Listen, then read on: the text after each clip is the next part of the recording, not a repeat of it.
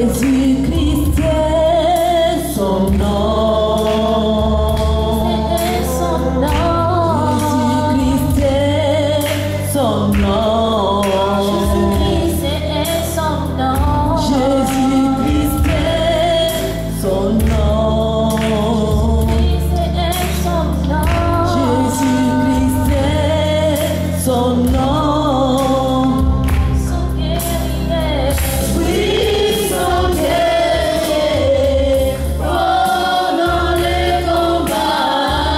Jésus-Christ est son nom.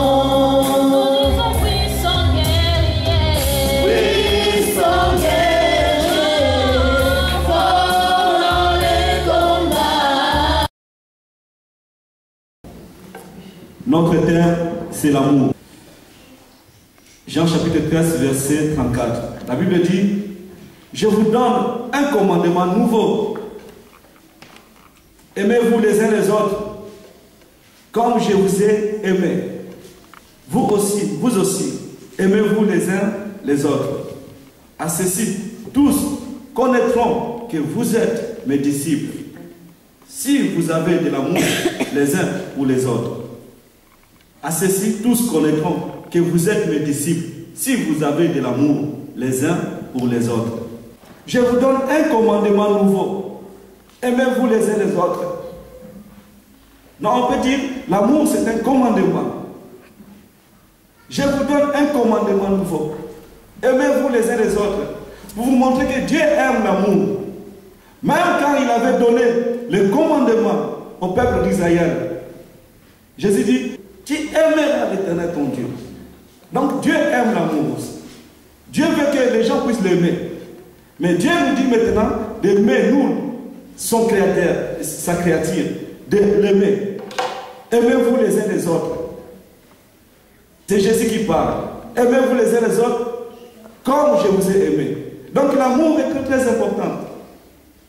Sans l'amour, l'église de Dieu nul. Il y a l'apôtre Martin, l'homme de Dieu, il avait dit, le diable peut tout imiter, Satan peut tout imiter, mais il ne peut pas imiter l'amour. Le diable peut tout faire, mais il ne peut pas imiter l'amour, parce que l'amour c'est Dieu. Le diable est déjà dépouillé, il était auprès de Dieu, mais il est maintenant dans ce monde, parce que Dieu l'a fait descendre dans ce monde. Donc il n'a rien du tout, il n'a que de la haine, de la jalousie, des mensonges. Ça c'est l'identité du diable. Les querelles, ça c'est l'identité du diable. Donc il a pris l'amour. C'est pour cela qu'il fait toujours du mal. C'est pour cela qu'il est en train de détruire les enfants de Dieu. Parce qu'il a pris l'amour. Mais Dieu c'est l'amour. Et Jésus-Christ vous dit, aimez-vous les uns les autres, comme je vous ai aimé. Ceci c'est un commandement nouveau. Aimez-vous les uns les autres. Dans la Bible, il y avait un docteur de la loi. Il a posé à Jésus-Christ cette question. Seigneur, quel est le plus grand commandement? Jésus lui répondit, tu aimeras le Seigneur ton Dieu de tout ton cœur. Tu aimeras le Seigneur ton Dieu de tout ton cœur. Donc, premièrement, Jésus voulait lui montrer l'amour. Amen. Premièrement, l'amour. Si tu n'as pas l'amour, tu es nul. Et il n'y a rien qui va changer dans ta vie. L'amour, c'est très très important dans nos vies. Même l'apôtre Paul dit, la charité est patiente. Donc, ils ont prêché les miracles. Ils ont guéri les malades. Mais ils ont prêché aussi l'amour. Première chose, c'est l'amour. L'amour, c'est le fruit de l'esprit. C'est le fruit de l'esprit. Quand vous allez lire Galates chapitre 5, verset 22, vous allez voir, ça commence par l'amour. Or, le fruit de l'esprit, c'est l'amour. Donc, première chose, c'est l'amour. Il faut que l'amour règne dans l'église. Un jour, j'ai entendu quelqu'un me dire, Joseph, tu sais que l'amour est plus fort que la mort? Je lui ai dit, oui, je sais, mais ce n'est pas écrit dans la Bible. Amen.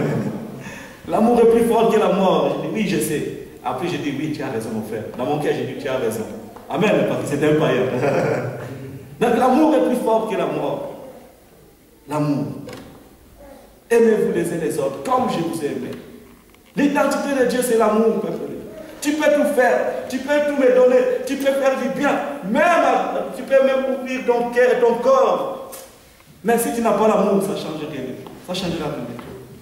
Dieu te demande l'amour, peuple de Dieu. Amen. Si vous êtes ici parce que vous avez de l'amour, si vous êtes béni, aujourd'hui, quand je suis sorti dans ma maison, je dis, oh Seigneur, est-ce que les gens vraiment vont venir?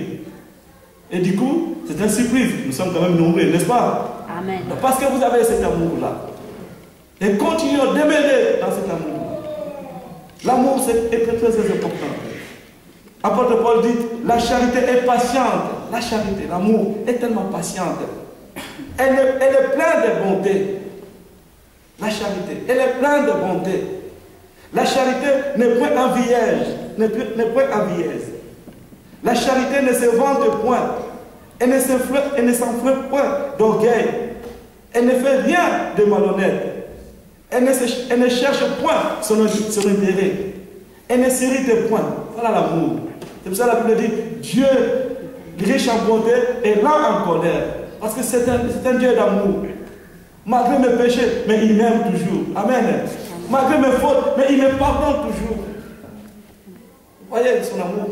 Il est tellement amour, ce Dieu-là. Demeurer dans cet amour-là.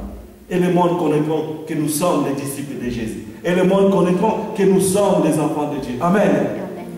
L'amour, peuple de Dieu. Sans l'amour, nous ne pouvons rien faire. Apôtre Paul dit, elle s'enflamme point d'orgueil. Elle ne fait point de malhonnête. Elle ne cherche point son intérêt. Elle ne s'irrite point. Elle ne soupçonne point. C'est l'amour. Qui peut dire ça, les caractéristiques de l'amour? C'est ça? Voilà.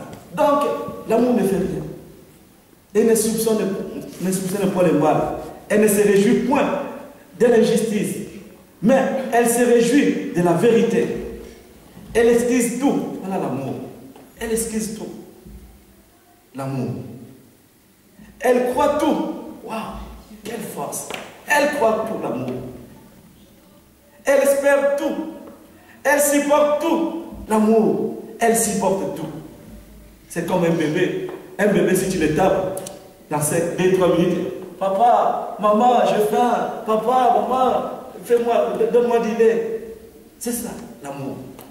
Elle supporte tout. La charité ne périt jamais. La Bible dit, toutes les choses passeront, mais la parole de Dieu ne passera pas. La parole de Dieu, c'est Dieu. Amen. C'est Dieu lui-même. L'amour ne passera pas, parce que l'amour, c'est Dieu. L'amour ne passera pas.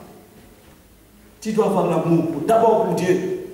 Comme Jésus dit, tu aimeras le Seigneur ton Dieu. Premièrement, tu dois aimer Dieu. Tu dois avoir l'amour pour l'œuvre de l'Éternel. Tu dois avoir l'amour pour ton Dieu, pour ton Créateur. C'est lui qui t'a créé. Laisse-moi te dire que Dieu te connaît. Et Dieu t'aime.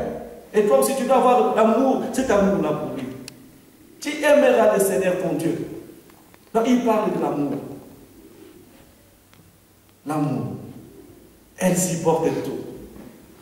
Donc, si tu as de l'amour, même si ton frère a péché, même s'il a fait des bêtises, tu vas le supporter. Parce que l'amour supporte tout. Comme je vous ai dit, apôtre Martin dit, c'est le diable. Il peut tout imiter, mais il ne peut pas imiter l'amour. Parce que c'est un père de mensonges. Il est méchant, très colérique. Il est mauvais. Mais nous sommes les enfants de Dieu. Je veux que cette église soit remplie de l'amour. Amen. Amen. Je veux que cette église soit remplie de l'amour. Je veux que cette église puisse supporter, comme la Bible dit, supportez-vous les uns les autres. Supportez-vous les uns les autres. Vous savez, peuple de Dieu, si nous avons de l'amour, nous allons faire de grandes choses dans cette vie de monde marchand. Simple amour, simple amour, nous allons attirer beaucoup des âmes dans le Seigneur. Amen. Amen. Si nous avons de l'amour, nous allons faire grandir cette église. Aimez-vous les uns les autres, comme Christ vous a aimé. Dieu t'a aimé, toi aussi tu dois l'aimer. Et tu dois aimer ton prochain. Écoutez ce que la Bible dit. Si quelqu'un dit, j'aime Dieu, et qu'il haïsse son frère, c'est un menteur. Car celui qui n'aime pas son frère, qui ne voit pas. La question maintenant, car celui qui n'aime pas son frère, qui ne voit. La question est, comment peut-il aimer Dieu qui ne voit pas? Car si quelqu'un n'aime pas son frère, que tu vois. Comment peut-il aimer Dieu qui ne voit pas? Donc, avant d'aimer Dieu, tu dois d'abord aimer ton frère. Alléluia. Parce que je suis avec toi. Tu peux me parler, on peut discuter, on peut partager des choses. Mais si toi tu aimes Dieu et tu ne m'aimes pas, ça ce n'est pas l'amour. Ça c'est l'esprit satanique. Amen. L'esprit satanique, diabolique. Avant d'aimer Dieu, tu dois d'abord aimer ton prochain. Tu dois d'abord accepter ton prochain. Pas importe ses erreurs, tu dois l'aimer. La Bible dit, pour ce qui est de l'amour fraternel, vous n'avez pas besoin qu'on vous écrive, car vous savez vous-même appris de Dieu à vous aimer les uns les autres. Nous sommes les enfants de Dieu. Je n'ai pas besoin de te dire, je n'ai pas besoin de te prêcher l'amour. Il faut que ce soit automatique. Amen. Tu dois avoir l'amour automatiquement. Amen. Automatiquement, ma sœur. Merci. Je te bénisse. Car la Bible dit, et c'est aussi ce qui est fait envers tous les frères dans la Macédoine entière. Pour ce qui est de l'amour fraternel, vous n'avez pas besoin qu'on vous écrive, car vous savez vous-même appris de Dieu à vous aimer les uns les autres.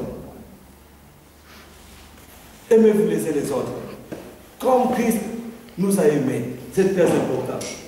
La Bible dit, la fin de toutes les choses est proche. Soyez sobres. La fin de toutes les choses est proche. Soyez donc sages et sobres pour vaquer à la prière. Ayant tout, ayez les uns pour les autres une ardente charité. Amen. Amen. Avant tout, ayez les uns pour les autres une ardente charité, une forte amour. Donc, dans notre tête, tu dois avoir un esprit de pardonner. Tu dois pardonner, comme Christ nous a pardonné. C'est la croix, Jésus-Christ t'a pardonné. Et tant que chrétien, tu dois avoir cet esprit-là de pardonner les uns les autres. Amen. Le royaume de Dieu sera fermé pour toi. Peuple de Dieu, il faut pardonner. Tu dois avoir l'amour pour pardonner. Tu dois avoir l'amour pour pardonner. Les chemins que nous avons choisis, c'est le chemin de pardon, c'est le chemin de l'amour. Amen. Amen. Et tu dois avoir l'amour. Si tu ne pardonnes pas, c'est toi qui vas souffrir. Et tu auras, la tension va augmenter. Tu peux faire même crise cardiaque parce que tu n'arrives pas à pardonner. Amen. Est-ce que vous me comprenez? L'amour, c'est très très important. Aimez-vous les uns les autres. L'amour supporte tout et ne soupçonne point. La Bible dit, celui qui couvre une faute cherche l'amour. Amen. Et celui qui la rappelle dans ce discours divise les amis. Il y a des gens qui ont cet esprit-là toujours, de diviser les amis. Ah, lui là, il a fait comme ça. Maintenant, c'est déjà passé. Il faut pardonner maintenant. Amen. Il faut aller de l'avant. Il faut avancer. Ne sois pas là bloqué. C'est déjà passé. Maintenant, regardez devant. Amen. Amen. Même la Bible dit, si tu tombes, lève-toi et continue ta démarche. Continue ta marche. Ne reste pas là, toujours bloqué, plein de soucis. Tu vas souffrir. Nous avons qu'une seule vie. Moi, c'est Joseph. Si je meurs aujourd'hui, c'est fini. Vous allez parler de moi peut-être 1 mois, 2 mois, 3 mois, et c'est fini. Vous comprenez? Donc, il ne faut pas rester dans la culpabilité. C'est comme ça qu'on dit, la culpabilité. Il faut arrêter. Tu as fait une erreur, tu as commis le péché. Mais la Bible dit, lorsque vous allez demander pardon, notre Père, la Bible dit, même si vos péchés sont plus rouges, comme cramosés. Qu'est-ce qui suit? Voilà. Vous comprenez? Même si vos péchés sont rouges comme cramosés, le Seigneur a la force de pardonner le péché. Et vous avez déjà pardonné, peuple de Dieu. Parce que Dieu n'est pas un Dieu de rancune. La Bible dit, il est riche en bonté et là en colère. Et tu dois avoir cet esprit-là de pardonner. Et quand tu vas pardonner, il faut oublier. Il y avait quelqu'un qui m'avait dit, un païen m'a dit, Joseph, pardonner, ce n'est pas oublier. Pardonner, ce n'est pas oublier. Moi, je dis, toi, c'est ça, c'est toi qui me dis. Mais dans la Bible, ce n'est pas écrit comme ça. Amen. Amen. Dans la Bible, ce n'est pas écrit comme ça. La Bible dit, pardonnez-vous les uns les autres. Et c'est fini, point. Point. Je n'ai pas besoin d'ajouter quelque chose. Même si toi tu me dis, pardonner, c'est ne pas oublier, moi je ne veux pas écouter ce que toi tu me dis. Moi je vais écouter ce que la Bible me dit. Pardonnez-vous les uns les autres, peuple de Dieu. Celui qui couvre une faute cherche l'amour. Et tant que les enfants de Dieu, il faut toujours couvrir les uns les autres. En couvrant, la prochaine fois ne pêchez plus. Il ne faut pas faire ça. Amen. Amen. Je garde tes élèves, mais je te donne encore un conseil. Que la prochaine fois, il ne faut pas faire ça. Parce que nous sommes des enfants de Dieu. Nous sommes des chrétiens. Nous devons avoir une bonne image pour que les païens puissent venir au Seigneur Jésus-Christ. C'est comme ça. Mais si tu commences à rappeler toujours des choses, ça ce n'est pas Dieu. Dieu c'est un Dieu d'amour. Il est amour, c'est son identité. La Bible dit que personne ne cherche son propre intérêt, mais que chacun cherche celui d'autrui. Que personne ne cherche son propre intérêt, mais que chacun cherche celui d'autrui. Tu dois d'abord chercher l'intérêt pour ton frère, pour l'église de Dieu, pour le royaume de Dieu. Tu dois d'abord chercher l'intérêt de Christ. La paix que tu as, les enfants que tu as, c'est Dieu qui te l'a donné. La finance, bien l'économie que tu as, c'est Dieu qui a permis que tu puisses l'avoir. Donc tu dois d'abord chercher l'intérêt de Christ. C'est lui qui m'a donné les cadeaux, les instruments, tout ça là. Il m'a dit, Joseph, tu vas bien prêcher. Il n'y aura pas de bruit. Parce que je vais chercher l'intérêt de Christ et Dieu va me bénir. Je veux que les enfants ne puissent écouter la musique. Amen. Donc il a cherché l'intérêt de Christ. Il n'a pas cherché, ah non, je vais garder mon argent pour ma famille. Non, cherche d'abord l'intérêt de Christ. Il y a des âmes qui souffrent. La Bible dit, car Dieu a tant aimé le monde qu'il a donné son Fils unique, afin que quiconque croit à lui ne périsse point, mais qu'il ait la vie éternelle. Car Dieu, donc Dieu est un Dieu d'amour. Il avait l'amour pour nous. C'est pour cela qu'il a envoyé son Fils, Jésus-Christ, pour que tu sois sauvé. S'il n'a pas envoyé son Fils, tu ne devais pas être sauvé. Je ne devais pas être devant vous. Mais comme il m'a aimé et il a envoyé son Fils, et maintenant je suis sauvé. C'est pour cela que je suis devant vous. C'est pour cela que vous êtes là. Parce que vous êtes sauvés. Amen. Amen. Vous êtes sauvés. L'amour de Dieu. L'amour ne soupçonne pas. Il ne faut pas soupçonner ton frère. Aimez-vous les uns les autres. Appelez de Dieu. Je vais vous donner cet exemple. Par exemple, aujourd'hui, si je tombe, et si tu commences à m'abaisser encore, si tu commences à me critiquer, vous croyez vraiment que je vais me relever encore? Répondez-moi. Aujourd'hui, si je tombe, et que vous, au lieu de me fortifier, au lieu de m'encourager, au lieu de me conseiller, si vous commencez à me critiquer, est-ce que je vais me relever encore? Vous commencez à me condamner. Et qu'est-ce que je vais faire? Je vais perdre même ma vie spirituelle. Et vous croyez vraiment que Dieu va vous bénir? Non. Donc Dieu nous appelle de soutenir les uns les autres. Comme la Bible dit, soutenez-vous les uns les autres. Vous les forts, soutenez les faibles. Si tu es faible, si tu es fort, tu dois me soutenir pour que j'avance. Amen. Donc nous devons lever cet esprit de jalousie, de haine, d'hypocrisie. Soutenez-vous les uns les autres. Dieu nous a appelés pour soutenir les uns les autres. Soutenez-vous les uns les autres. Dieu est bon, peuple de Dieu. Il nous aime, malgré nos péchés, malgré nos erreurs. Il nous aime. C'est la croix, il nous a pardonné. C'est la croix, il nous a justifié. C'est la croix, il nous a glorifié. C'est la croix, il nous a élevés. Alléluia. C'est la croix. C'est un Dieu d'amour. Il nous a tout donné. Oh, la Bible dit qu'il sache que celui qui ramènera, écoutez bien, qu'il sache que celui qui ramènera un pécheur de la voie où il s'était égaré sauvera une âme de la mort et couvrira une multitude de péchés. Celui qui ramènera un pécheur de la voie qui était égaré sauvera une âme de la mort et couvrira une multitude de péchés. C'est pour cela que l'évangélisation est bon. C'est pour ça qu'il faut évangéliser. Il faut parler de Jésus. Laissez-moi vous dire, ma sœur, tu peux faire comme ça? Voilà, regardez notre sœur là. Vous savez pourquoi elle est là? Parce que nous, on était sortis, on était dans la rue. On a évangélisé. Et c'est pour cela qu'elle est là. Amen. Ça fait longtemps qu'elle est à Mont-de-Marsan. L'église de Dieu, ça fait 1 an que l'église existe, mais la sœur ne savait pas. Mais lorsque nous avons pris une décision de sortir pour aller évangéliser, nous avons nous avons rencontré notre sœur. Et aujourd'hui, notre sœur, et aujourd'hui, elle est là. Vous comprenez? Mon frère, c'est peut-être vous qui m'avez rencontré. Voilà. Dieu donc pas. Qu'est-ce que tu veux dire, mon frère? Voilà. Le Seigneur a permis qu'on puisse te rencontrer pour qu'on te donne une invitation. C'est comme ça, de par la grâce de Dieu. Donc l'évangélisation, c'est très important. Il faut sortir, il faut parler de Dieu. Je suis peut-être déjà évangélisé, mais depuis longtemps. Amen. Mais quand tu es dans cette église maintenant, Dieu a permis que tu viennes. Gloire à Dieu. On continue notre frère. Donc, gloire à Dieu. Dieu nous attend, Dieu nous demande d'évangéliser, de ramener les âmes, d'appeler les âmes. Parlez. Et Dieu vous bénira. Amen. Est-ce qu'on peut se mettre des mots pour prier?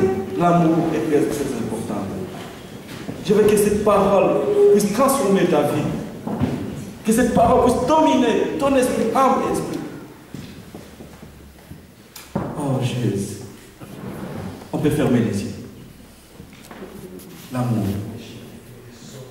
L'amour. Tu peux commencer à prier. Là où tu es, tu peux demander, si tu n'as pas l'amour, si tu n'as pas la force de pardonner, tu n'as pas la force d'aimer ta femme, ta sœur, ton frère, tu peux demander l'amour à ton Dieu. Commence à prier, peuple de Dieu. Tous ensemble, commence à prier. Seigneur, donne-moi l'amour. Donne-moi l'amour.